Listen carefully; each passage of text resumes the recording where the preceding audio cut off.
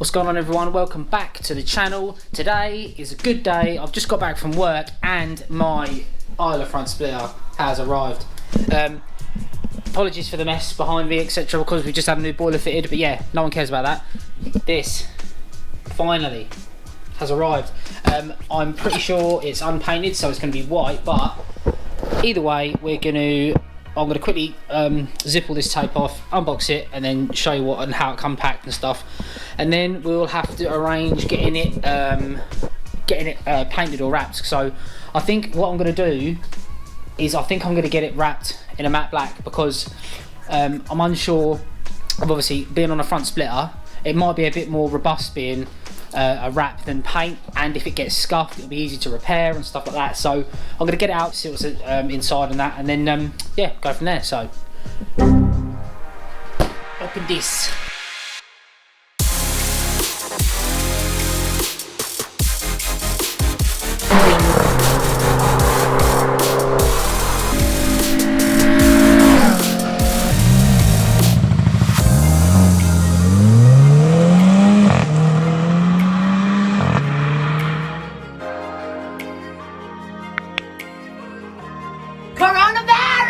Before I undo everything and whatever, this piece of wood, this has come packed really well to obviously stop it bending. This wood was in like that to stop this whole thing bowing. Obviously it needs to be pretty strong to withstand like any, you know, handling of parcels. But yeah, anyway, boring. Wood, get it off. There it is. That was so well wrapped and so well protected, but lovely subtle little flick. I wanted something a bit like, I mean, the Maxton looks good. The Maxton looks good and everything, but so many people run that Maxton front. This is the one I saw way back when I first got the Clio. I saw it on the Renaultsport's blue Clio, and I saw that front splitter and I was like, that's the one I want. But obviously I didn't have the money at the time and stuff, so when I had some money on side from selling some bits and bobs, I thought, well, now's the time to do it. Get it over here all the way from Germany, and it's finally here. But yeah, it's got all the holes ready to go, just need to drill it out all the way along. It's got like, how many tabs is that? It's got like 7 tabs up top, and then the flats up top there you can probably bolt in as well. So I'm hoping it's an easy fit, but for now that's all we can do. So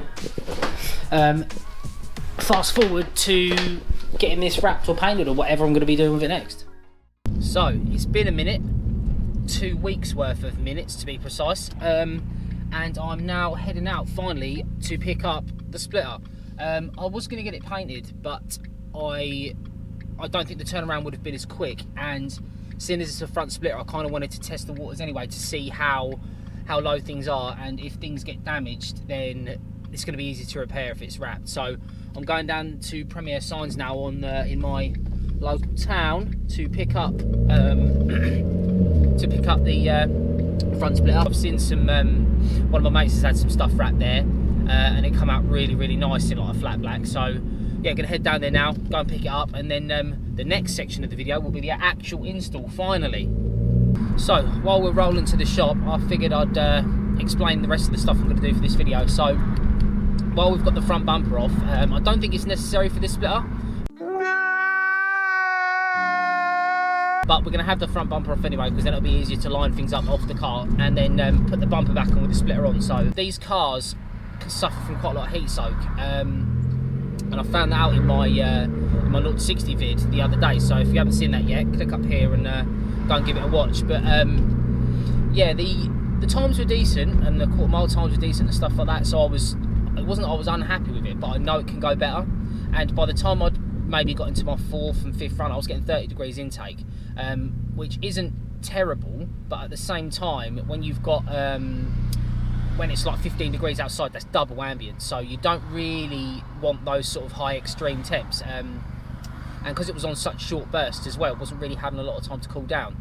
So we're gonna, while the front bumper's off, on the Airtec front mount, they have like a rear shroud that goes towards, because the rad in these is mounted like at an angle, so where it's mounted at an angle, the Airtec front mount sits, and then the shroud sits around and goes in behind it. So where you've got the that whole shroud effectively is when you sit in traffic and stuff like that, like now, you're getting the heat from the rad soak into the intercooler, so effectively giving you this heat soak and these high intakes. So what I'm going to do is a couple of guys on the channel, a couple of guys on the Facebook Clio Facebook group actually have one guy's removed the top. I'll get a picture and put it in here. One guy's removed the top of the shroud so the air can escape from the top. One of the other guys has completely removed the shroud on the back of the intercooler. So two different ways to do it. I think I'm just going to remove it completely because obviously it might be a little bit more, might not be as focused air, but when you're in traffic and you haven't got that like seal of it holding the hot air in, then hopefully it can just escape any which way, which means it won't come as far forward as the Airtec intercooler. I know the Pro Alloy one comes with no shroud at the back, and that seems to be the one everyone goes for. So I'm curious to know if that's the reason the Airtec one suffers so much, is because it holds the hot air from the radiator. So we're going to take that off, and then we'll see if my coolants and stuff and my intakes and stuff drop.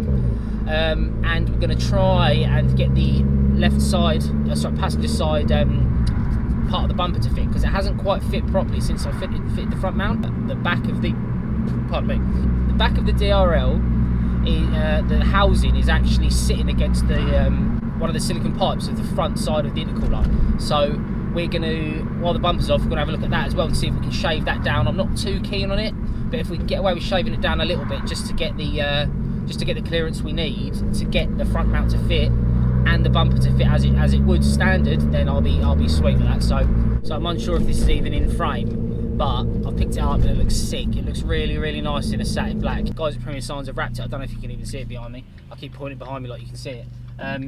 But yes, so the next stage of this video is going to be fast forward to the weekend when I finally put it on, and I can't wait because I've been meaning to get a front split for this car for ages. Yeah, so fast forward to the weekend.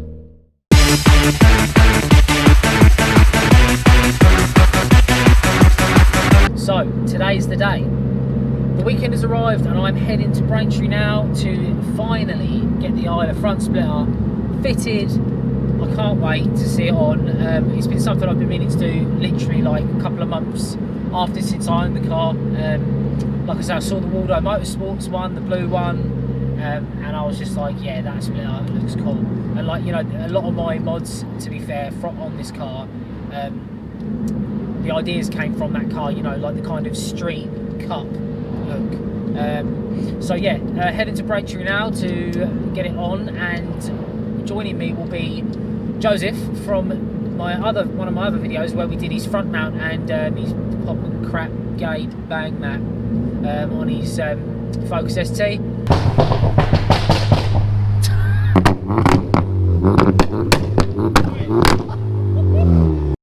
Catch up with you when we get there. Right, so we're in the workshop now. Plan is we just had to chock it up because it's too low to get a jack underneath. So what we're going to do is we're going to jack it up, I think. Then we're going to undo the bottom fixings and then the top, get the bumper off, and then we're going to go from there. So I think we're going to put the splitter on, sort the intercooler out, and then put the bumper back as it was. So get amongst it. Right, so front bumper's off, as you can see. This got off, it was a lot harder than I thought it was going to be. There's a lot of plastic tabs that ran through, all the way through there. And there was some metal clips that were holding it on as well. So they had to come off and that had to come off. That was a lot harder than I thought it was going to be. So I definitely recommend taking the bumper off, because if that was still on and you were underneath it, pulling away at that, ag. Right, after some massive amounts of rejigging, it's on. It looks naughty, but yeah, there's some slight gappage through there. So they've supplied some black sealant. So I'm just going to run a small amount of it on the inside all the way around, and just make it a little bit airtight as well. And I've got some double-sided on there just to try and assist it. But yeah, I'll just run that along the back, and we'll put it back on. As is the situation with fiberglass, it's never going to be a perfect fit. So we're running it sweet on that side. It's flush there, but there is a small difference in this side. So not a lot you can do. Using the bond to fill the gaps, and it's not something you're really going to notice when it's on the car. But yeah, all on. Intercooler. And then this back on while the bond goes off.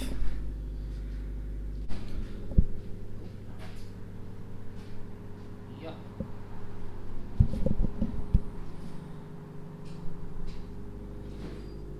Sickness. Right, so front mounts off.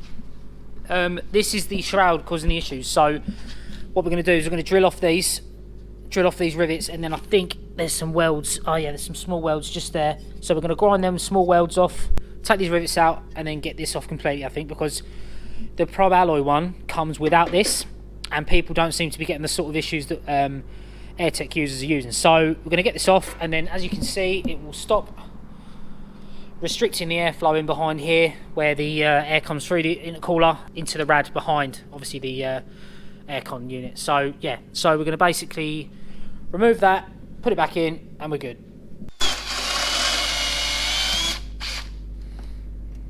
Obviously you've got to be careful not to go through too far into the actual intercooler itself. So right, rear shroud extracted, so that's gone now completely.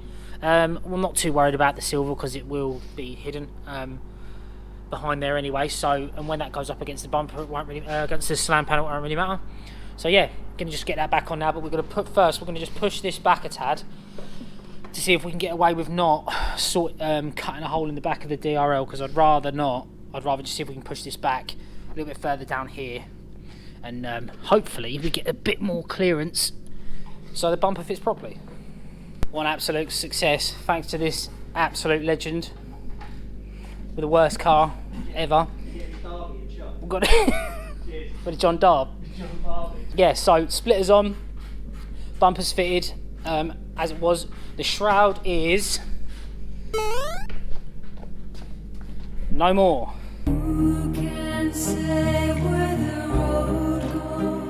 This side has now fit in perfectly, because thanks to the boys at the Facebook group, they said to me about moving this pipe back as far as it could go, and it's given me a load more clearance here, and we put some spacers behind the intercooler itself, so it's not actually touching the bumper anymore. So absolute win, boys and girls. It's done.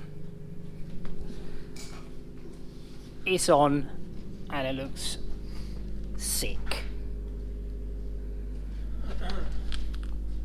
Oh boy. At least it's not going to be like well low to the floor. Lied. Ooh. Right, so this is the moment of truth. We're going to back it off the wood, and we're going to see actually how low it is. I'm going to get a Joe to film it going off anyway, so I'm going to shut the bonnet. Let's get her done.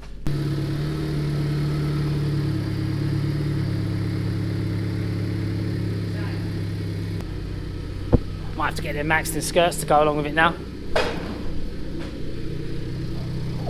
Yeah, we'll have to get some beauties tomorrow because we've run out of light. The next day.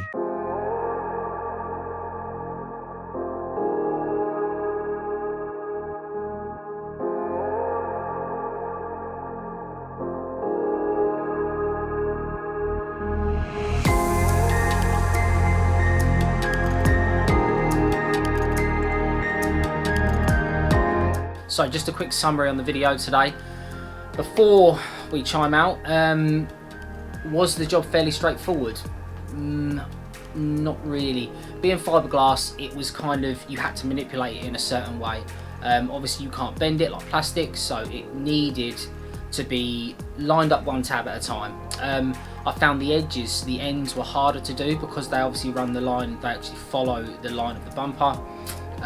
But with a helping hand, you know, you should be able to sort it out. I definitely recommend using maybe some double-sided to help things out, because when you're lining it up, if you, at least you can stick it down just a little bit to just to see if it's lining up, and then make your way across. And then obviously you run a screw in all the tabs. We didn't end up using the fixings that came with it. It was just being really fiddly to go through the fiberglass, so we used some different hardware. As for the other bits and bobs, I'm thinking we're going to do a separate video on the Airtec intercooler, because this video is going on too long, and I want to properly get into it, because from the drive home I noticed the change. So ideally I'd like to do a video of before and after. And I think what you know, the thing going around at the moment was, is the Airtec as good as the Pro Alloy? And I don't know if the core's the same, but having that shroud off the back, instantly noticeable. So we'll go into that at great detail on a different video, like I say, so I can properly get into it. And the bumper fits properly now, which is fantastic, because it just didn't fit quite right on that side where that silicone pipe was hitting the back of the DRL housing. So got that sorted, everything's back on as it should be, everything's running sweet. Just have to be careful now going over certain things like speed bumps and stuff. Like I've got a little clip of it on a speed bump here, I'll throw it in here, and it's tight, it's like credit card tight, so fake lows people are saying, but it looks good, and I don't want to be scraping that on every little thing. Like I say, a speed bump's enough of a challenge, so I'm not going to push my luck with anything like that, because I know what I'm like, I'll rip it off. So we're going to end the video there. I'd like to thank Joe for his help again. It really helped me out, his help and his tools and stuff, just an extra set of hands to help line things up, and like while I was holding things in place, he was drilling the holes and stuff like that. So massive thanks to him, and we got access to the workshop, which was wonderful, because we would have ran out of light if we were doing it outside. It was dark way before we finished. I hope you like what you've seen. If you have any questions or whatever, let me know down in the comments. Like and subscribe as you always do, and I'll catch you in the next one. Peace.